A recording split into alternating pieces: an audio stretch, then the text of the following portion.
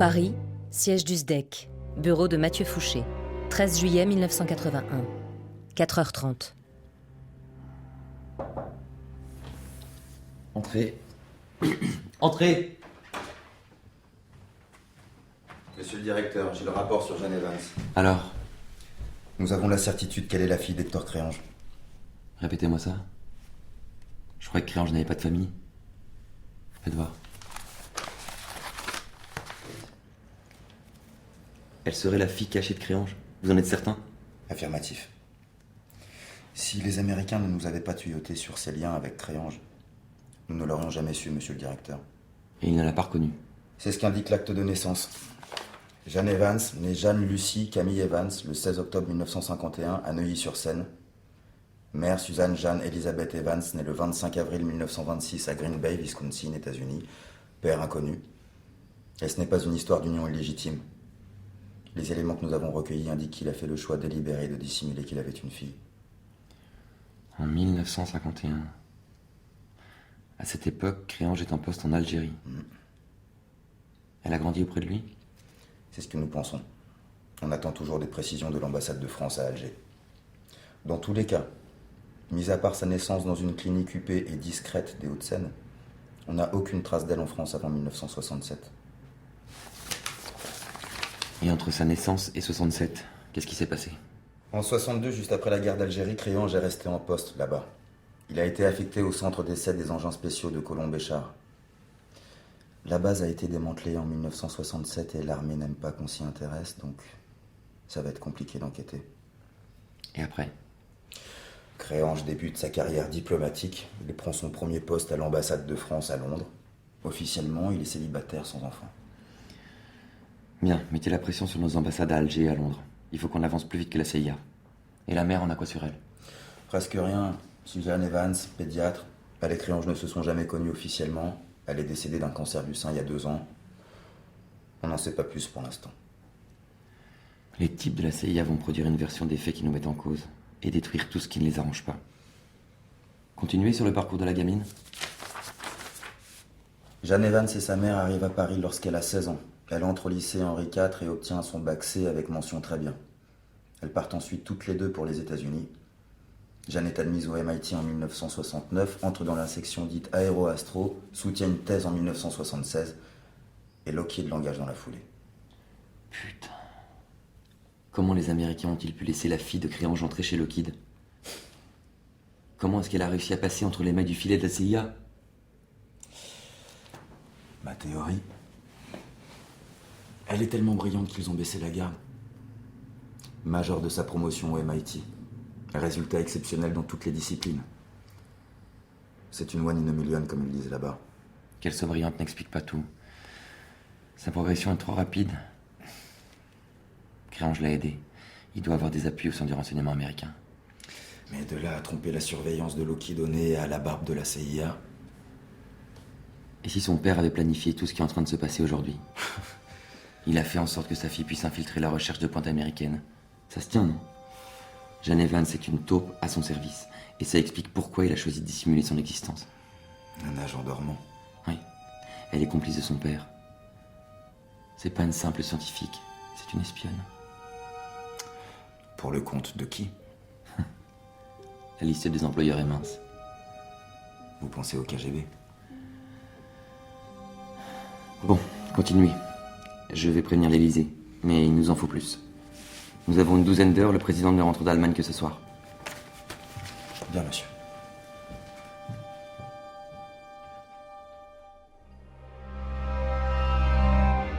Bureau de Mathieu Fouché, 8h10. 455, 231, 126, Gamma, Tango, Tango. Ici Luciol, Fouché à l'appareil, où êtes-vous? du Copenhague. Vous avez avancé sur l'ambassade de Grèce? Affirmatif. Et vous avez l'identité de l'homme que Créange a rencontré? Kostas Tyrgios. Je veux savoir pourquoi elles se sont vues. Je le rencontre cet après-midi. Enregistrez votre entretien et faites-moi parvenir la bande. Je veux une trace de cet échange. On se couvre. Oui.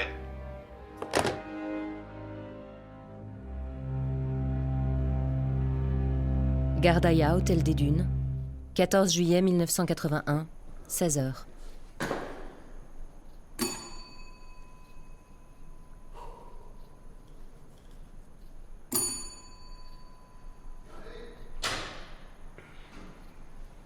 J'arrive.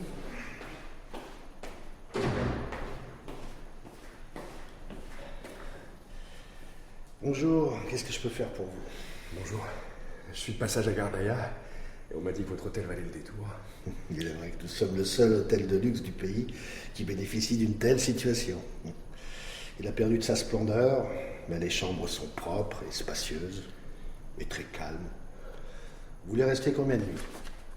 Disons pour une semaine. Vous auriez un peu d'eau? La chaleur est écrasante. Bien sûr, Smiley. Je manque à tous mes devoirs. Monsieur? Mekloufi, Karim. Tenez, Karim. Vous pouvez m'appeler Ibrahim. Ça Échec. Chambre 8. Vous êtes seulement 2 dans l'hôtel. Je vous mets au même étage. Qu'est-ce qui vous amène à Gardaïa? Je viens régler une vieille histoire de famille. Les années boumediennes. Ça a été compliqué pour tout le monde. Ça n'a pas fait que du bien. Avec Benjdid à la présidence, ça va aller mieux. Il faut avoir confiance en Algérie. Notre pays est bon, il est fier. Nos jeunes gens sont pleins de force. Nous avons le désert et la mer.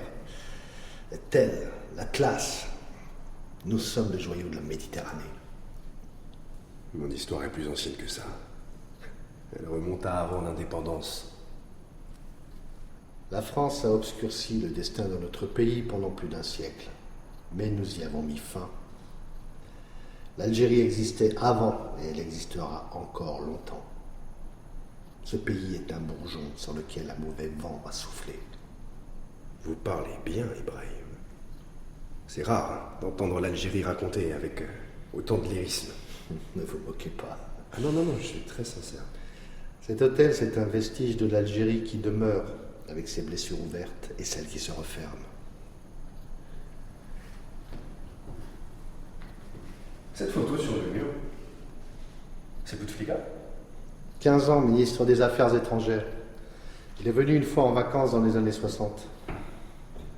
Et sur celle-là, en bas, c'est qui? L'ambassadeur d'Angleterre. Et à côté, l'homme avec la moustache. Ah ça, c'est Hector Créange, un Français qui venait souvent après la guerre. Vous le connaissez? Bien sûr. Je ne partage pas sa vision des choses et certainement pas celle de l'Algérie. Mais je dois admettre que j'aime me disputer avec lui. Un Français ici, c'est drôle. Il vient une fois par an à peu près. D'ailleurs, il était ici la semaine dernière. Ah oui. Il doit revenir dans une semaine. En attendant, si vous voulez de la compagnie, vous pouvez toujours parler à sa fille. Mais je vous souhaite bien du courage. Elle n'a pas l'air facile. Merci. Je vais tenter ma chance. Younes, il est bien loin. C'est mon neveu Younes qui va monter votre valise. Moi, j'ai plus l'âge.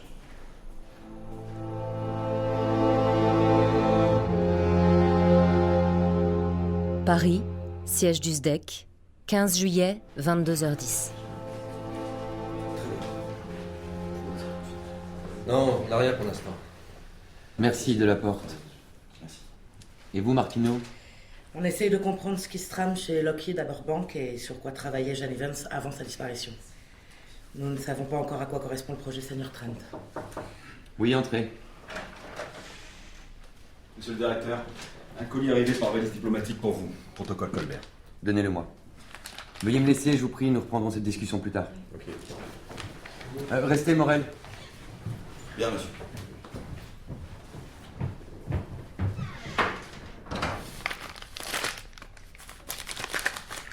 C'est l'enregistrement de l'entretien entre Luciole et Kostas Kyrgios, attaché culturel de l'ambassade grecque de Copenhague, qui a reçu Créange.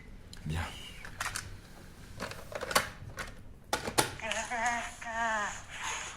Regarde-moi. Bordel, mais qu'est-ce que c'est? Écoute, je vous ai dit, je ne sais rien. Pourquoi as-tu reçu Hector Créange dans ton bureau à l'ambassade? Quelqu'un m'a demandé de recevoir un officiel français et de lui laisser mon bureau pour 1 heure. Il avait besoin de passer des coups de téléphone confidentiels. Je devais quitter la pièce pendant les communications. Je ne sais rien d'autre. Qui a demandé de faire ça? Je peux rien vous dire. Tu vois cette place? Non. Tu veux m'obliger à m'en servir? Qu'est-ce qu'il fout là? Sois pas timide, donne-moi ta main. Pas ça. Qui t'a demandé de faire ça? La canne. Polo.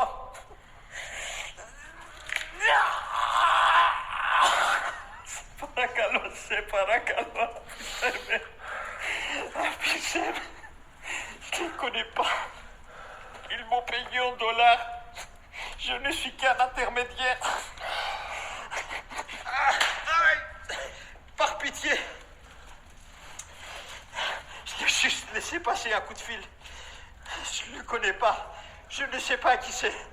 Je ne sais rien.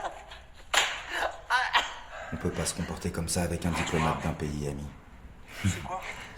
Le protocole Colbert est assujetti à aucun contrôle démocratique, et lui seul le sait. Il s'affranchit de certaines règles au profit d'une certaine efficacité. Qu'est-ce que tu préfères? Je vais parler. J'entends ça. Arrêtez. Ça se paracalo. Arrêtez. Je t'écoute. C'est Ludmile. Il travaille à l'ambassade de Bulgarie. Ludmile Lalova. C'est lui qui m'a demandé de recevoir le français dans mon bureau. Bah tu vois, quand tu veux. Arrêtez. Arrêtez.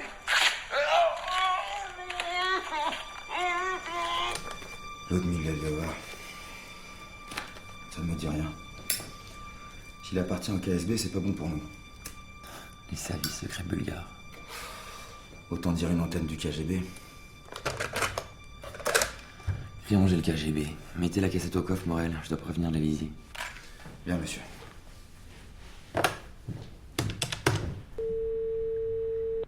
Allô? Bonjour, Mathieu Fouché, directeur du SDEC. Passez-moi le secrétaire général, s'il vous plaît. Tout de suite, monsieur. Jacques Ricard. Bonjour, monsieur le secrétaire général. Fouché, votre affaire n'a que trop duré. Vous mettez l'Élysée en danger avec ce dossier qui traîne. On sait qu'Hector Créange s'est rapproché d'un agent du service bulgare. Le KGB n'est pas loin. Le KGB? Hier encore, c'était les Américains. Il a été retourné par Orlov, c'est-à-dire Afanassiev, le ministre des constructions mécaniques de l'Union soviétique. Il va passer à l'Est, avec les secrets américains volés par sa fille, comme garantie d'une confortable retraite.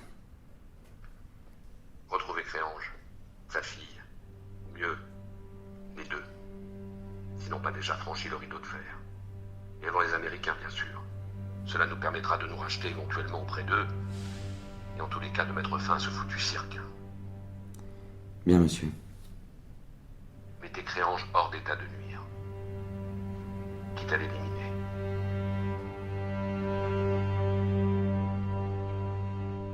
Hôtel des Dunes, 17 juillet 1981, 20h10.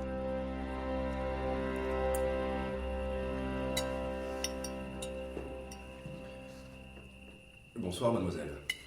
Bonsoir. Vous permettez que je me joigne à vous?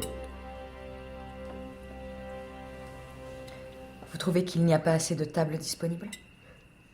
Ça fait 3 jours que je suis dans cet hôtel désert, alors la perspective de dîner en parlant à un être humain plutôt qu'à mon verre me ravirait. Asseyez-vous si ça vous chante. Je ne suis pas très bavarde. Monsieur Karim, ce soir c'est Rose Brothel. Ça vous va, Hagdak? C'est parfait, Younes, Saha. Et du vin. Une bouteille et 2 verres, s'il te plaît. Ma catch, mouchki. Ça arrive. Je ne bois pas. Mais je boirai pour vous, alors. Vous êtes française? Oui. Moi aussi. Et algérien. Ça fait longtemps que vous êtes ici? Je suis désolée, mais je vais vous laisser. J'ai terminé mon dîner. Ne partez pas déjà. Dîner seul, ça me fout le bourdon. Que faites-vous dans cet hôtel? Je suis là à cause d'une histoire de famille.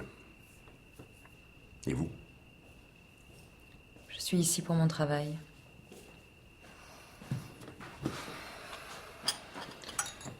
rose bratel et le vin. بصحتكم. Saha Younes. Je vous sers. Je vous l'ai dit, je ne bois pas. Et vous travaillez pour? Gaz de France. Je viens visiter le site de Sonatrach à Assim et Saoud. Vous étiez déjà venu ici auparavant? Non. Une Française seule dans un hôtel perdu au milieu du désert algérien. C'est quand même plutôt inhabituel. Un franco-algérien dans ce même hôtel alors qu'il dit être là pour des histoires de famille, c'est tout aussi inhabituel. GDF, vous envoyez toute seule sur cette mission? Vous voyez quelqu'un d'autre? Vous n'avez pas besoin d'être désagréable.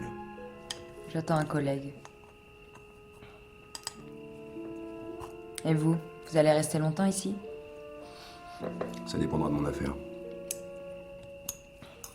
C'est votre première fois en Algérie? Non.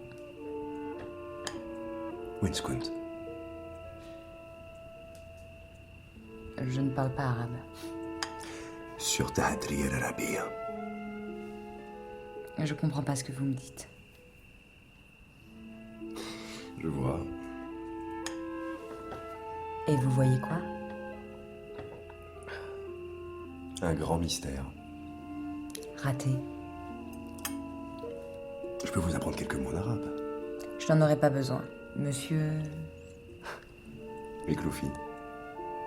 Et je vous autorise à m'appeler Karim. Et vous? Sophie Bizet. Et je ne vous autorise pas à m'appeler Sophie. Bonne soirée, monsieur Mekloufi.